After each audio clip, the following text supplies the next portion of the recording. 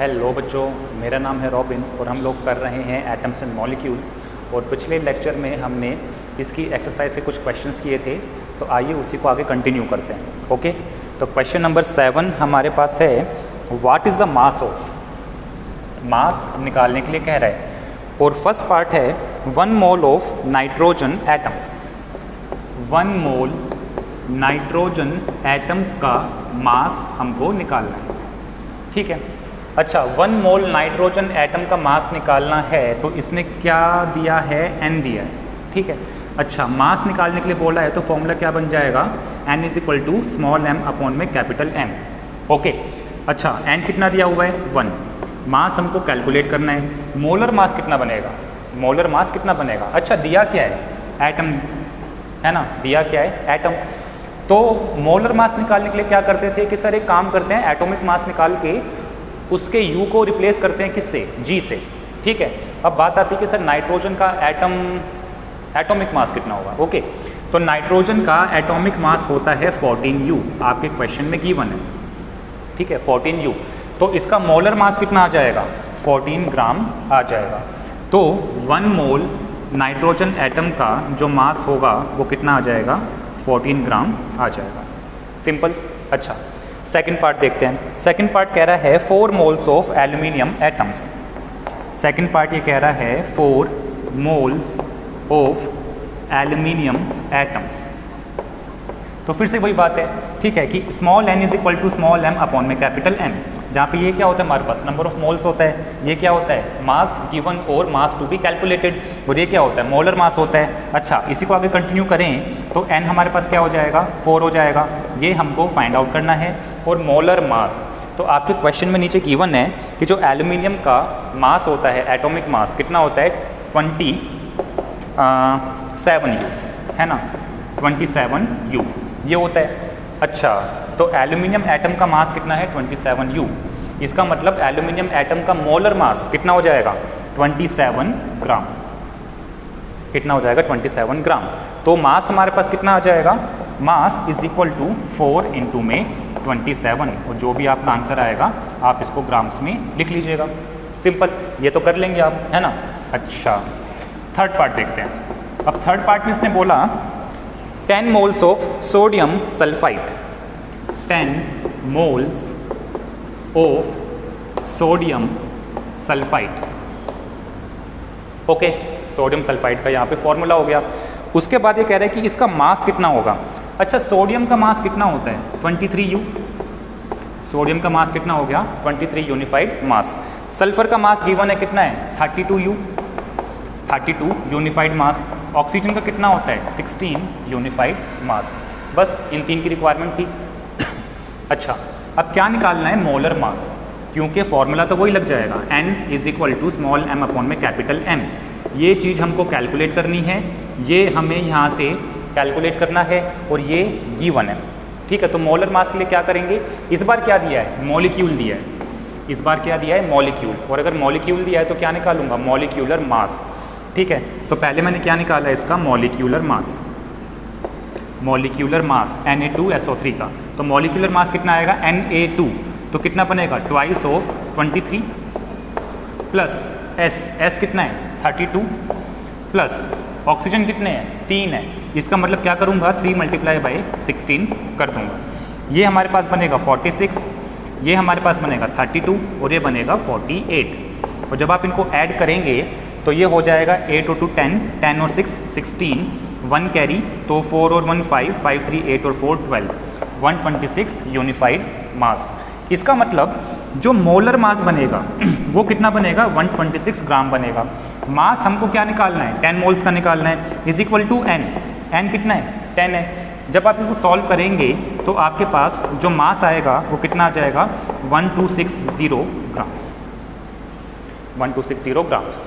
ठीक है, तो ये क्वेश्चन ऐसे सॉल्व होगा, फटाफट से नोट कर लीजिए जल्दी से इसको, फिर अगला क्वेश्चन करते हैं।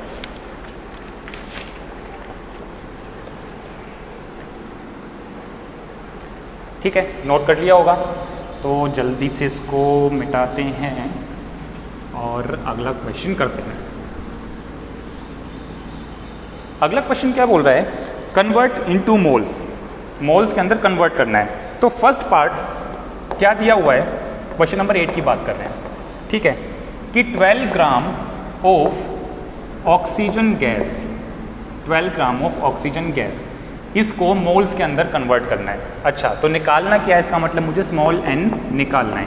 दिया क्या है, मास दिया हुआ है, तो फॉर्मूला क्या बनेगा, n is equal to small m upon में कैपिटल M, ठीक है। अच्छा, ऑक्सीजन गैस में क्या होते हैं, मॉलिक्यूल्स होते हैं, ऑक्सीजन गैस में मॉलिक्यूल्स होते हैं। इसका मतलब इस ऑक्सीजन गैस का जो फॉर्मूला होगा, केमिकल फॉर्मूला, वो क्या बनेगा, O2 बनेगा। अच्छा, तो n हमको निकालना है, ये दिया हुआ है कितना, 12 ग्राम। अब बात आती है मोलर मास। अगर मोलर मास की बात करें तो मॉलिक्यूल दिया हुआ है, तो जो मॉलिक्यूलर मास आएगा उसी को किस में लिख दूंगा, ग्राम में लिख दूंगा। अब बात है सर मॉलिक्यूलर मास क्या बनेगा, तो मॉलिक्यूलर मास बनेगा 2 × में 16 इज इक्वल टू 32 यूनिफाइड मास। ये क्या बन जाएगा, मॉलिक्यूलर मास। कैसे कि एक ऑक्सीजन एटम का मास कितना होता है, 16 यूनिफाइड मास, ठीक है। एक ऑक्सीजन एटम का मास कितना होता है, 16 U।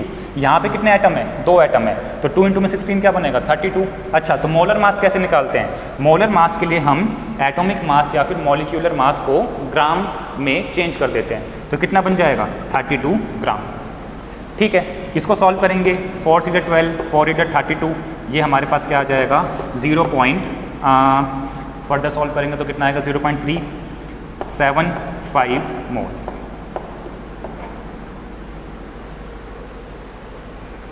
ठीक है। ये हमारे पास क्या आ जाएगा, नंबर ऑफ मोल, किसमें, 12 gram of oxygen gas. Okay, अगला क्या दिया हुआ है, 20 gram of water. Second part क्या दे दिया, 20 ग्राम ऑफ वाटर। वाटर हमारे पास क्या होता है, H2O होता है, ठीक है। तो निकालना क्या है, नंबर ऑफ मोल, फॉर्मूला यही बनेगा हमारे पास, राइट। अच्छा, तो n हमको निकालना है, ये मास गिवन है कितना, 20 ग्राम। बात आती मोलर मास की। मोलर मास कैसे निकालेंगे, दिया क्या है, मॉलिक्यूल। अगर मॉलिक्यूल दिया है तो क्या निकालेंगे, पहले मॉलिक्यूलर मास निकालेंगे। तो इसका जो मॉलिक्यूलर मास बनेगा वो कितना बनेगा, 1 × में 2 + 16, और ये कितना आ जाएगा, 18 यूनिफाइड मास। 1 × में 2 क्यों करा, क्योंकि हाइड्रोजन का मास कितना होता है, 1 होता है, और यहाँ पे 2 एटम प्रेजेंट है, तो 1 × में 2 हो जाएगा, और प्लस में 16, ये 6 है हमारे पास, ठीक है। तो मोलर मास कितना हो जाएगा, 18 ग्राम हो जाएगा। मोलर मास कितना हो जाएगा, 18 ग्राम। और फर्दर सॉल्व करेंगे तो कितना आ जाएगा, 10/9, ठीक है। और इसको सॉल्व करेंगे तो कितना आएगा, 1.1 मोल, ठीक है, सिंपल। और थर्ड पार्ट में दिया हुआ है 22 gram of carbon dioxide. Third part में दिया हुआ है 22 ग्राम ऑफ कार्बन डाइऑक्साइड, ठीक है। अच्छा, n is equal to small m upon में कैपिटल M। अब ये मास कितना दिया हुआ है, 22 ग्राम दिया हुआ है। क्या निकालना है, मोलर मास। मोलर मास कैसे कैलकुलेट करेंगे, मॉलिक्यूलर मास को ग्राम में कन्वर्ट कर देंगे। अच्छा, मॉलिक्यूलर मास कैसे निकालेंगे कि सर एक कार्बन एटम का मास कितना होता है, 12 U होता है, और सर 2 ऑक्सीजन एटम का मास कितना हो जाएगा, 32 U हो जाएगा। फर्दर सॉल्व करें कितना आ जाएगा, 44 U आ जाएगा। अच्छा, अब हमें क्या करना है, इस मॉलिक्यूलर मास को ग्राम में लिखना है, तो क्या बन जाएगा, मोलर मास बन जाएगा। और जब इसको सॉल्व करेंगे तो कितना आएगा, 1/2 आएगा, और फर्दर सॉल्व करेंगे तो कितना आ जाएगा, 0.5 मोल्स आ जाएगा। ओके, सिंपल है। अच्छा, तो क्वेश्चन नंबर 8 हो गया। अब बात करते हैं क्वेश्चन नंबर 9 की। What is the mass of 0.2 mole of oxygen atom and what is the mass of 0.5 mole of water molecule. तो मास कैलकुलेट करने के लिए कह रहा है, और दिया क्या है, नंबर ऑफ मोल्स। अब इसको भी सॉल्व कर लेते हैं। दिया क्या है, नंबर ऑफ मोल्स, और मास कैलकुलेट करना है। क्वेश्चन नंबर 9 में मास कैलकुलेट करना है, ठीक है। अच्छा, फर्स्ट पार्ट है 0.2 mole of oxygen atom. 0.2 mole of oxygen atom, molecule नहीं है, गैस नहीं है, क्या दिया हुआ है, एटम दिया हुआ है, ठीक है। अच्छा, फॉर्मूला क्या लगाएंगे, n is equal to small m upon में कैपिटल M। यही फॉर्मूला क्यों लगाया, क्योंकि मोलर मास हम आराम से निकाल सकते हैं, मोल गिवन है, ये मास हमको निकालना है इतने का, ठीक है, सिंपल। अच्छा, तो वैल्यू रख देते हैं यहाँ पे। तो n कितना दिया हुआ है, 0.2 दिया हुआ है, m हमको निकालना है। मोलर मास कैसे निकालेंगे, एक ऑक्सीजन एटम का मास कितना होता है, 16 U होता है, ठीक है, कितना होता है, 16 U। तो यहाँ पे क्या दिया हुआ है, एटम, तो मोलर मास कैसे निकलेगा, एटॉमिक मास को ग्राम में कन्वर्ट कर देंगे। तो जो 16 U होता है उसको क्या लिख देंगे, 16 ग्राम लिख देंगे। तो इसका मतलब जो मास हमारे पास आएगा 0.2 मोल का वो कितना बनेगा 0.2 इंटू में 16 और ये बनेगा 3.2 ग्राम। ठीक है, सिंपल। अच्छा, सेकंड पार्ट क्या गिवन है, 0.5 mole of water molecule, 0.5 mole of water molecule. ठीक है, तो फॉर्मूला फिर वही n is equal to small m upon में कैपिटल M। अच्छा, स्मॉल m कितना दिया हुआ है 0.5 दिया हुआ है, m हमको निकालना है मोलर मास। तो मोलर मास हमने अभी पिछले ही क्वेश्चन में कैलकुलेट किया है कि वाटर का जो मोलर मास होता है वो कितना होता है 14 ग्राम होता है। ठीक है, तो मास कितना आ जाएगा 0.5 इंटू में 14 और ये कितना बन जाएगा 7 ग्राम बन जाएगा। ठीक है, सिंपल। तो क्वेश्चन नंबर 9 भी हो गया। क्वेश्चन नंबर 10 क्या कह रहा है, calculate the number of molecules of sulphur present in 16 gram of solid sulphur. देखते हैं इसको भी। तो सल्फर मॉलिक्यूल की बात कर रहा है और सल्फर मॉलिक्यूल में नंबर ऑफ एटम कितने होते हैं 8। सल्फर मॉलिक्यूल में नंबर ऑफ एटम होते हैं 8। तो हमारे पास मॉलिक्यूल का फॉर्मूला कितना है S8 है। उसके बाद इसने क्या बोला, नंबर ऑफ मॉलिक्यूल निकालने हैं। तो इस बार कैलकुलेट करने के लिए क्या बोल रहे हैं n। ये n यही तो होता है नंबर ऑफ एटम या फिर नंबर ऑफ मॉलिक्यूल। अच्छा, 16 ग्राम ऑफ सॉलिड सल्फर, तो स्मॉल m कितना दे दिया 16 ग्राम हमको दे दिया। ठीक है, अच्छा साथ में ये भी दिया हुआ है कि जो सल्फर का एटॉमिक मास होता है वो कितना होता है 32 U होता है। ठीक है, अच्छा सॉल्व करते हैं। तो फॉर्मूला क्या बनेगा, हमारे पास फॉर्मूला क्या होता है n is equal to n upon में n naught is equal to small m upon में कैपिटल M। ये मास गिवन है, ये कैलकुलेट कर लेंगे।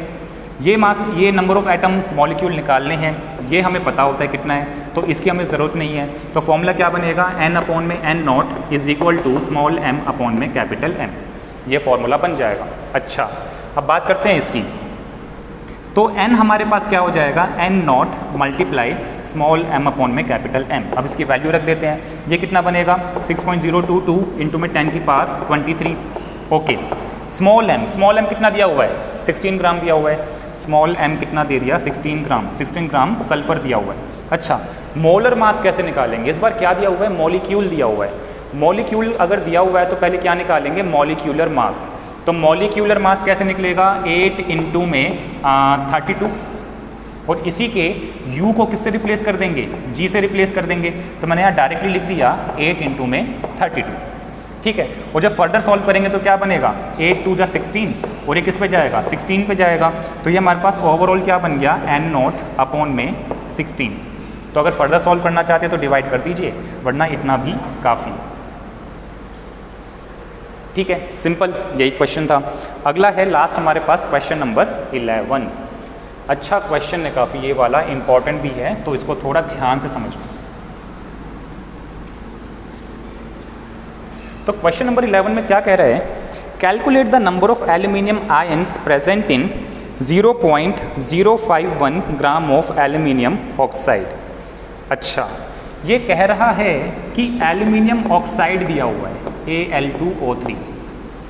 अच्छा सर, फॉर्मूला कैसे निकाला कि हमें पता है कि एल्यूमिनियम की वैलेंसी कितनी होती है 3, ऑक्सीजन की वैलेंसी कितनी होती है 2, क्रॉस करेंगे तो क्या बन जाएगा Al2O3 बन जाएगा। ठीक है, इस एल्यूमिनियम ऑक्साइड के अंदर कितने number of aluminium ions present हैं। अच्छा, ये तो मेरे पास एक ही मॉलिक्यूल है ना।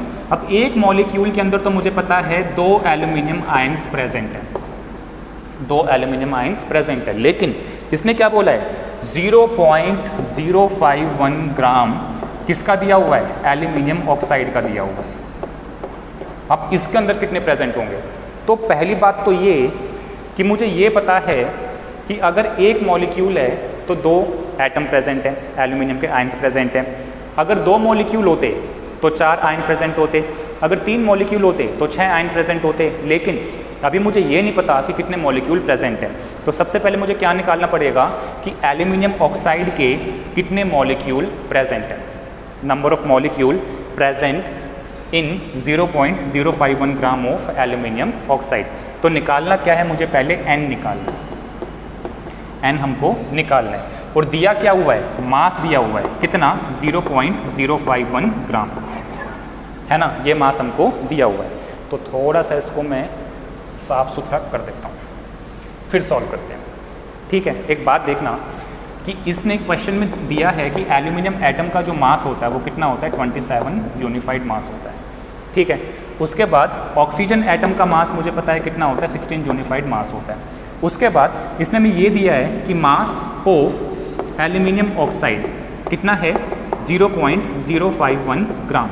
निकालना क्या है, नंबर ऑफ एल्यूमिनियम ऑक्साइड कितने हैं, क्योंकि जैसे मुझे ये पता लगेगा कि नंबर ऑफ एल्यूमिनियम ऑक्साइड कितने हैं, मुझे ये पता लग जाएगा कि उसके अंदर एल्यूमिनियम आयन कितने हैं। डबल है ना, सिंपल, कि अगर एक मॉलिक्यूल में दो आयन प्रेजेंट है एल्यूमिनियम के, तो n नंबर ऑफ मॉलिक्यूल में कितने हो जाएंगे, 2n हो जाएंगे, सिंपल। तो ये मुझे क्या बता रहा है, नंबर ऑफ एल्यूमिनियम ऑक्साइड। अच्छा, फॉर्मूला क्या बना, capital N upon N naught is equal to small m upon में कैपिटल M। निकालना क्या है, ये निकालना है। अच्छा, तो n को एज इट इज़ रखा, यहाँ पे क्या करा इसका मैंने n नोट कर दिया, इसको एज इट इज़ रखा।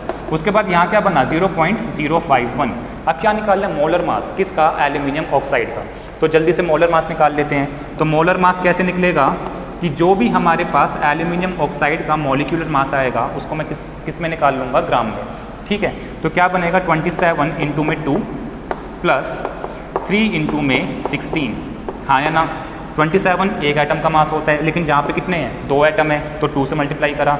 उसी तरह से O3 को क्या लिखा, 3 इंटू में 16। फर्दर सॉल्व करेंगे तो कितना बनेगा, अच्छा किस में बनेगा, ग्राम में बनेगा, याद रखना। तो 54 प्लस में कितना, 48, और ये हमारे पास कितना आ जाएगा, 102 ग्राम। कितना आ जाएगा, 102 ग्राम। तो यहाँ पे क्या करा मैंने, 102 लिख दिया। ठीक है, इतना समझ आया। अच्छा, तो जब ये डेसिमल हटाया तो यहाँ पे क्या हो जाएगा, 1000 हो जाएगा। और मुझे पता है कि 51 से अगर मैं इसको डिवाइड करूँगा तो 2 पर ये डिवाइड हो जाएगा। ओके, अब क्या निकालना है, n निकालना है। तो ये क्या बन जाएगा, 6.022 इंटू में 10 की पावर 23 अपॉन 2 इंटू में 1000। और जब फर्दर सॉल्व करेंगे तो ये कितना आएगा, 3.011 इंटू में 10 की पावर 20 इंटू में 10 की पावर 20। इसका मतलब इतने नंबर ऑफ मेरे पास हैं एल्यूमिनियम ऑक्साइड के, अब एक बात देखना, number of aluminium ions present in 1 molecule of aluminium oxide कितने हैं, 2 आयंस प्रेजेंट हैं। लेकिन जब मेरे पास इतने नंबर ऑफ होंगे, इतने नंबर ऑफ अगर मेरे पास एल्यूमिनियम ऑक्साइड प्रेजेंट हैं तो कितने होंगे, 2 इंटू में 3.011 इंटू में 10 की पावर 20, और ये क्या बन जाएगा, 6.022 इंटू में 10 की पावर 20। इसका मतलब इतने नंबर ऑफ हमारे पास क्या है, एल्यूमिनियम आयंस प्रेजेंट हैं किसके अंदर, एल्यूमिनियम ऑक्साइड के अंदर। ओके, तो ये हमारे पास एक्सरसाइज ख़त्म हो गई। इसी के साथ ये चैप्टर भी फिनिश हो गया। इस चैप्टर को अच्छे से प्रैक्टिस आप कर लीजिएगा। सीनियर क्लासेस के हिसाब से, मतलब according to higher secondary education classes, ये चैप्टर आपके लिए बहुत इंपॉर्टेंट है। जितना ज़्यादा प्रैक्टिस करेंगे उतना ज़्यादा समझ में आएगा। तो अगले लेक्चर में फिर मिलते हैं नए चैप्टर के साथ। तब तक के लिए बाय बाय।